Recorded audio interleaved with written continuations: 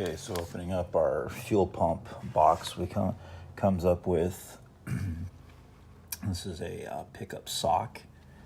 Keep all any trash or anything that might get in there. It's kind of like a pre-filter. You got instructions. You got some zip ties, which are going to work because they have this right here. Here's all the magic.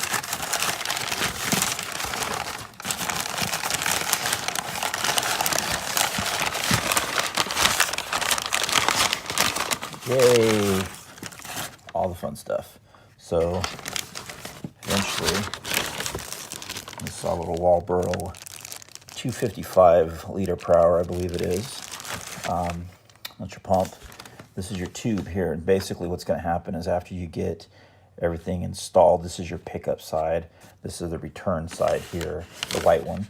You're going to trim the white piece down, and we'll go through that later. But anyways, the straps are used, the wire ties are used to secure all this unit together. Okay, so the kit comes with this sending unit. This is just one of the typical street rod style. It's a little lever arm that'll float and moves up and down and everything. Not really a big fan of these because if you slosh around, like, I don't know, if you're driving, the gauge bobs up and down and it's very annoying. So instead what we have is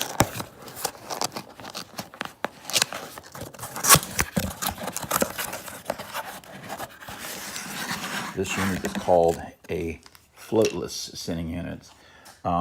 You can hear inside there there is a float. There has to be, but it doesn't move around. It's not affected by the fuel level sloshing side to side. It won't affect it because it can only move up and down inside the cylinder. So to me, this is a much better, far more accurate way of gauging your fuel level, and it'll keep your gauge from bouncing all over the place.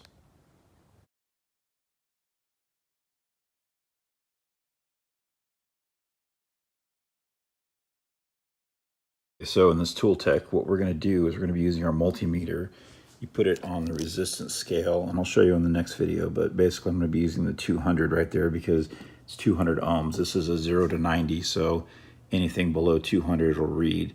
I don't really want to go into the 2K or the 20K because then you start getting a real small decimal number, and I prefer to keep it in scale. Anyways, okay, so these are your probes here. In this case, it doesn't matter which one's which as far as reading resistance, and the same thing with the wires. So what we're going to do is we're going to connect one probe to one wire and one probe to the other. So to make it real simple, you go black to black, red to white. Either way, it doesn't matter. But anyways, you go through and you connect those, and when you move the tube, you'll see the resistance move. Okay, so I'm going to show you how this works. So first thing we do is we take our multimeter, and I'm going to put it on 200 scale. This is a GM. It's a 0 to 90, which means it's empty, there's 0 ohms.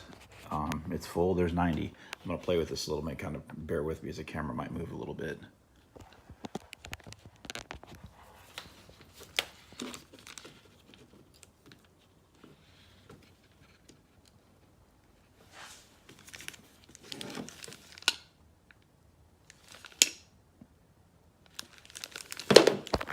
There we go. I really got to get a tripod.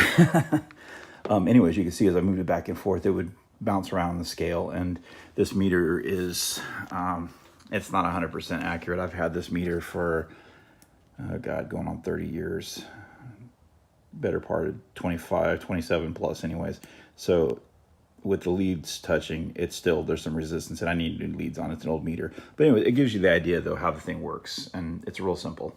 It just moves up and down, and the resistance changes. Very effective. Now the part we've all been waiting for.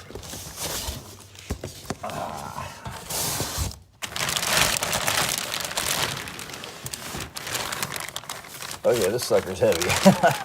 First, oh, it's nice. It's got a silver powder coating. It's really nice.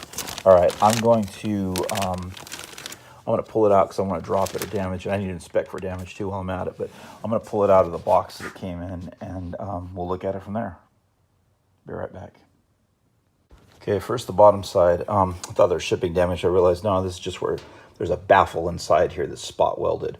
I'll show you when we get to the other side. And same thing here. You got there's some little spot welds, no big deal. The plating on this is gorgeous. Let me see if I can find something. It's powder coated, but let's see. Yeah, look at the reflection on that. It's gorgeous. It comes with some black straps for it. These are very heavy duty, nice, thick, very thick straps. Very high quality. It's gonna look really, really good when I get it all detailed underneath there. But all right, let me flip it over and show you the other side. Okay, so this is where the magic is right here. This tank's been enlarged slightly from stock. Actually, it's been lowered. It's on the bottom. It's been lowered more, but gives you 21 gallons your capacity on it now. You have a vent here. You have your fuel pump and return system right here, and then this is where your sending unit will go. You have, it's embossed. It's got the tank's logo on it and everything. It's embossed. It's real nice. They're real smart about this. They put this little stub on here, then you put a little piece of hose, and they give you the other stub you need to use for your filler neck. So saved on shipping, kept everything real tight, close, real economical. But it's heavy duty. It's quality. I like it. I'm real happy with it so far. We'll see how much I like it when I have to hoist it up underneath that car. Okay, also included is this little bag of goodies here, which is going to include your mounting hardware and your gaskets for the fuel pump and the fuel sending unit. I haven't gotten into this yet, but I've read some stuff before on the internet about an issue with these gaskets. I think the cork ones were the better ones versus, I think they had neoprene, but there was issues with maybe like E85 gasolines, ethanol blends, that sort of thing. I'm not sure. We'll find out. I'm going to do more research before I actually go permanent with them. But from what I remember, it was recommended maybe using some aircraft sealant on the gasket and installing them. They're supposed to be pretty good. This is a rollover valve vent. And as you can hear, there's a little valve in there. And it allows the tank to breathe. But if it rolls over, it seals it off, so gas doesn't come spilling out. Safety feature. This is a T connector or Y connector, as the case may be, for your vent line that feeds to that. And this is a piece of rubber hose that comes out of the little stub on the tank, and you have this stub filler neck and some instructions. So pretty good stuff. Okay, so if the weather holds up, we'll see. I'd like to have a date with this thing's rear tomorrow, get it up in the air, pull the old tank out, kind of evaluate. The trunk was pretty solid from the inside, but you know how these old cars are. It means absolutely nothing when you get underneath it. So I'm hoping and praying that it's as nice as it seemed to be.